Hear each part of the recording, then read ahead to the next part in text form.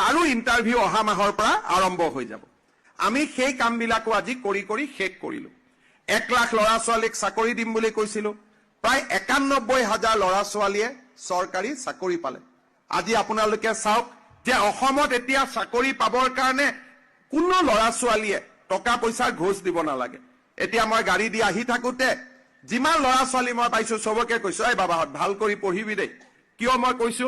কাৰণ এতিয়া আমাৰ অসমখন এনেকুৱা, পঢ়িলেহে চাকৰি পাব। আমাৰ ৰাজনীতি কৰা মানুহে আৰু চাকৰি দিব নোৱাৰে, অকল পঢ়া শুনা কৰিহে আমি চাকৰি পাব পাৰিম। আজি আপোনালোকে চিন্তা কৰক, কেইদিনমান আগতে কামাণ্ডো বেটেলিয়নৰ পাছিং আউট পেৰেড হ'ল।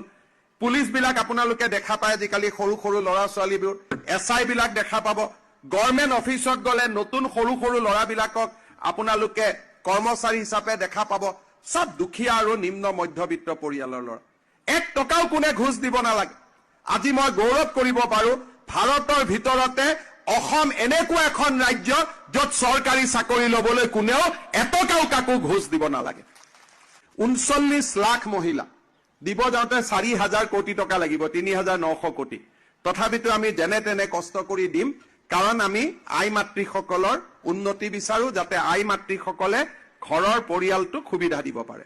তেনেকে ডেকা ল'ৰাবিলাকৰ লোনৰ কাৰণেও যি ফৰ্ম ফিল আপ কৰিলে তাৰো ইণ্টাৰভিউ অহা মাহৰ পৰা আৰম্ভ হৈ যাব। 2 ল'ৰাই মোক আহোঁতে সুধিছে যে দাদা পুলিচৰ নেক্সট দৌৰ কেতিয়া হ'ব?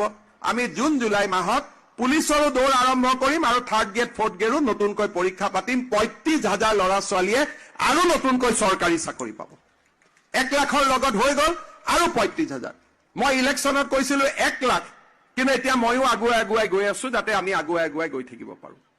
শ্ৰদ্ধাৰ ৰাইজ, আজি আমাৰ অসমখনত বিনামূলীয়া স্কুটি, বিনামূলীয়া চাইকেল, ৰাস্তা ঘাট, স্কুল কলেজ